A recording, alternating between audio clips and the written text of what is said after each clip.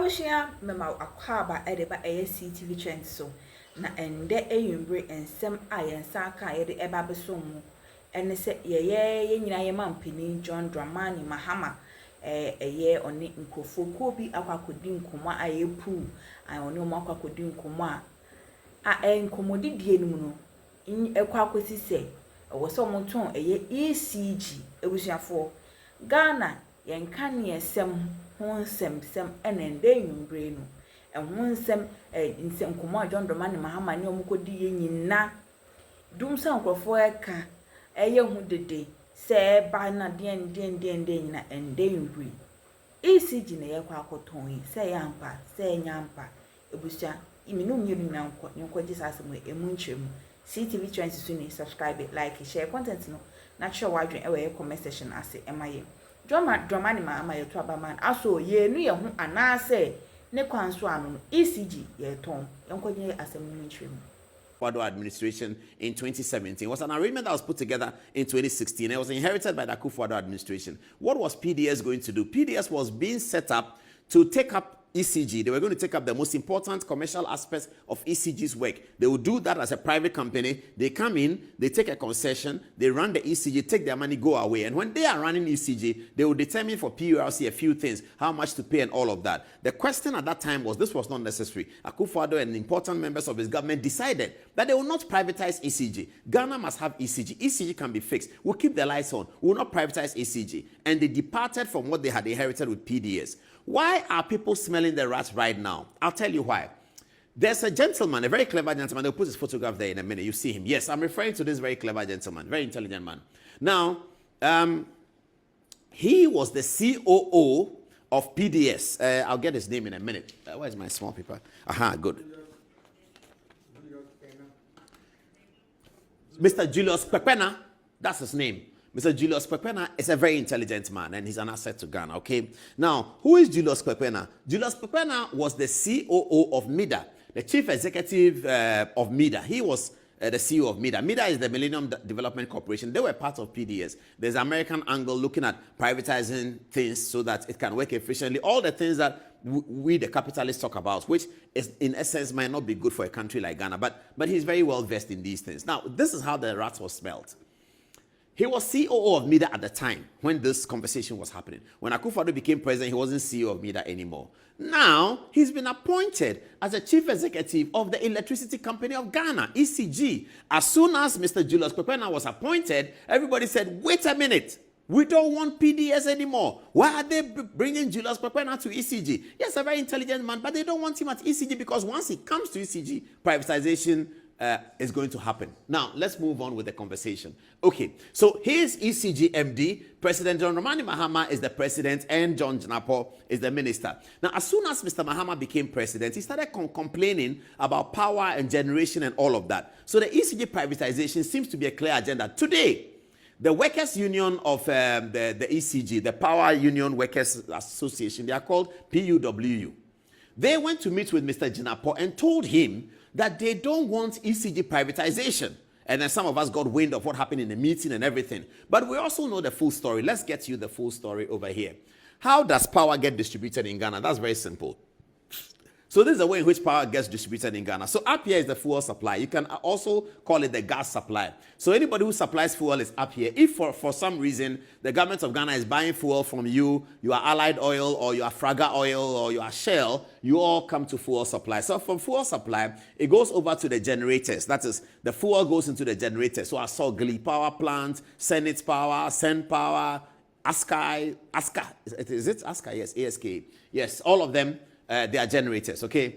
So then they come to the transmitter, which is GridCo. So GridCo will then transmit, mind you, this part, this transmitter and the distribution all used to be ECG. All that used to be ECG, okay? So the generators are all of them, including VRA. VRA sits here because they also have Tico in Takrade is VRA, and some of the generators are under VRA. And then Hydro, which doesn't use fuel, but it also generates, is also under VRA. Okay, so that comes to transmission. Gridco is a transmitting platform that is done, and then it goes to the distribution, and the distribution is by ECG, comes to your house, comes to my house, goes to your former secondary school at Disadel, goes to my former secondary school, Prese, goes to your grandmother in Atebubu, goes to my grandmother in Yamuase, and all of that. So this is how it works. All right. What is the government intending to do? Let's move on. So government wants to hand over billing, payment, and collection to a private company. But why should we do that? I mean, why in God's name should we hand over the electricity company of Ghana's payment, collection, and billing to a private company that is coming in from somewhere? It's not Ghanaian. No Ghanaian businessman is going to benefit. Just come and take over ECG, and they will go and bill. They will collect the money from us, and they will make the payment. That's it. That's all they are going to do. They're going to bring in meters and all of that. So the issue against the privatization is the government must explain what is wrong with ECG now. What is the privatization going to cure?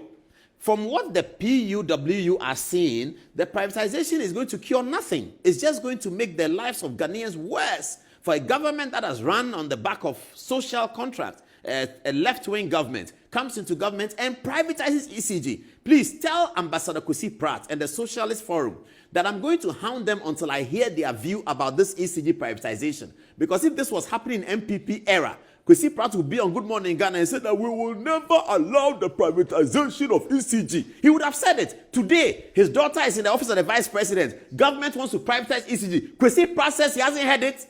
Kwesi Pratt has not heard that the government of the NDC wants to privatize ECG. I have been following Kwesi Pratt for 25 years. He's a socialist. He's against privatization. And I'm telling you that if this was MPP, you come on Good Morning Ghana, he can even come on Good Evening Ghana. We will not allow the privatization of the ECG by the government. The workers of this country are going to rise up against it. That's what Kwesi Pratt would have said. Today, we have not heard him. We have not heard anything from Kwesi Pratt. Electricity Company of Ghana is being privatized. Socialist Forum says they haven't heard it. We have heard it, and we are going to say what we have to say. All right. So, but didn't ECG try to resolve revenue losses with a loss reduction project in 2022, 23, and 24? All right. This is the catch on this one. So ECG was getting losses, and then they decided that they were going to have a loss reduction project. There's a young man there who was doing very well. Incidentally, his name is Mahama. The guy who was at ECG, his surname is Mahama. I've forgotten his first name. But in during his time, they did this. Okay, what did this achieve? From the records that we have seen, this was a policy to decide that meters, is a big part of the ECG conversation. So they wanted the meters to be manufactured in Ghana so that it cuts off a lot of the cost. So they brought a policy where if you want to do meters for ECG, you have to have a company domiciled in Ghana, and then you manufacture it from Ghana. And then when you manufacture it, ECG gives you an area, say Teshi Tebibiano, where I live. So you go to Teshi Tebibiano, and then you go and install your meters. When the ECG recognizes within a number of days, month, that Teshi Tebibiano revenue has increased, then they now believe that the meters that you supplied is the reason for the increase in revenue. It is then that they begin to pay you. Now, this process, do we have the figures? Yes, this process led to an increase in revenue of about $1 billion, showing a jump from 500 million per month, one single month, to 1.5 billion in revenue for ECG. Viewers, look at this. This is correct. This is happening. That this led, the revenue losses about getting meters to occur here, getting meters to be manufactured here, gave a revenue jump from 500 million to 1.5 billion, almost a 1 billion jump. The PURC says that this could be better. PURC says that based on this arrangement that ECG brought up, they should have been picking up 2 billion instead of 1.5 billion. They found out, however, that the shortfall is as a result of government agencies that don't remit ECG the way they have to. So ministries don't pay, some universities, secondary school, etc., etc. In any case, this brought 1.5 billion. So this looked like a policy that they should continue. Now, there's something interesting going on here that you have to see. There's something very interesting going on here that is also bringing the smelling of the rat. This document I have here shows that the demand-supply balance and fuel requirements to mitigate deficits.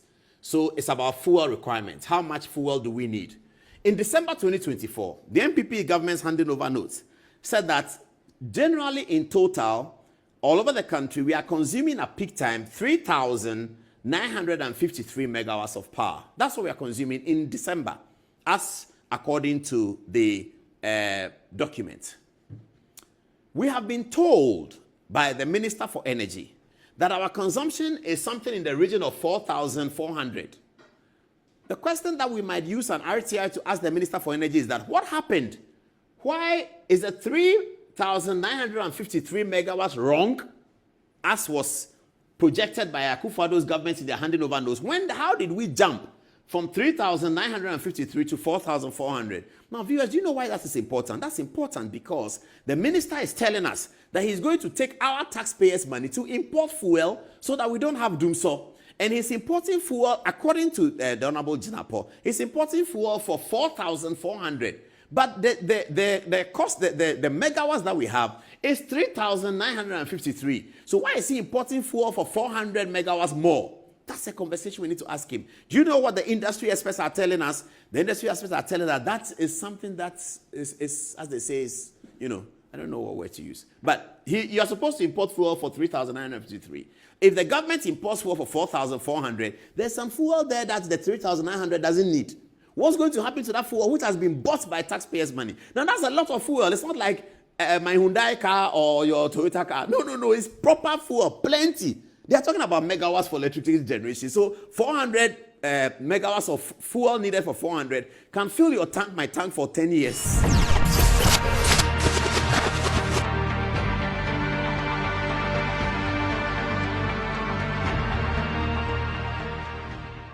Good evening. Welcome to the show. Felix Ofosu-Kwakye today has announced the President Mahama's decision of who and whom will be part of his cabinet. 19 ministers from cabinet as dictated by the Republican Constitution of 1992. John Dramani Mahama, President of Ghana, with a good heart, made this statement during the campaign. At least 30% of my cabinet will be women if elected in 2024 elections. That was September 2024. President John Dramani Mahama, the elected president, said this, that 30% of his cabinet will be women.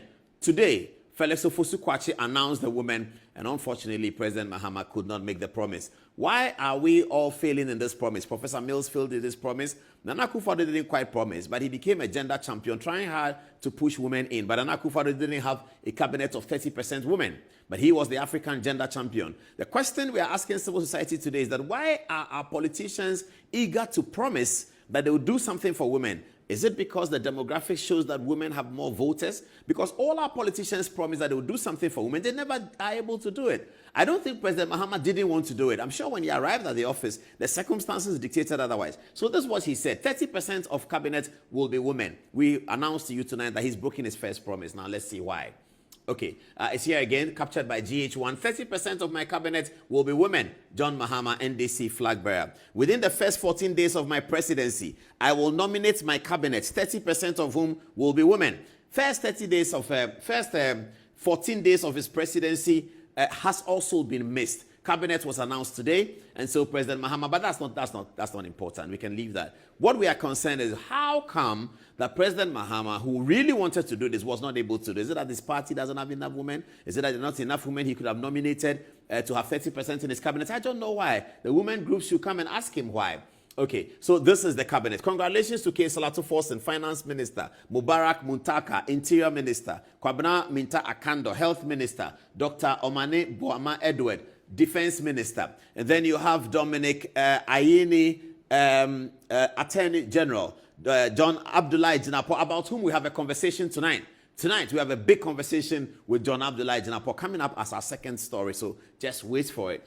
John Jinapo, congratulations. He is Minister for Energy and Green Transition. Idrisu Haruna, Minister for Education. Elizabeth Ofosu-Ajare, Minister for Trade, Agribusiness and Industry. She's one of the women. And then Samuel Okudzeto Ablakwa, Minister, Foreign Affairs. Emmanuel Amako Fibua, Minister, Lands and Natural Resources. Eric Opoku, Minister, Food and Agriculture. Please, has the cocoa price thing stood, or is there, what is happening? Eric Opoku got a bloody nose when the chief executive of Cocoa Board, our own Randy Abe, told the minister, stop misinforming people. Stop that. Tonight we'll deal with that story. Minister says 70%, Cocoa Board says stop misinforming people. That was on Tuesday. We don't know the latest. We'll find out. There's a cabinet meeting today, and I'm hoping that cabinet has something to say about that. All right. Next is Samuel Nate George, who is Minister for Communication, Digital Technology and Innovations. And then the list continues. Kwame Govins Abuja, who has a very special relationship with Metro TV and GH1. He's Minister of Roads and Highways. Ibrahim Mutala Mohammed, Minister for Environment, Science and Technology. Ken Ajay Gilbert is Minister for Works, Housing and Water Resources. Ahmed Ibrahim is Minister for Local Government, Chieftaincy and Religious Affairs. Then the next woman is Agnes Na Momolate. Congratulations to her. She is Minister for Gender, Children and Social Protection. Joseph Bukari Nikwe is Minister for Transport. Abdul Rashid H. Pelpo, Minister for Works, Housing and Water Resources. So at the end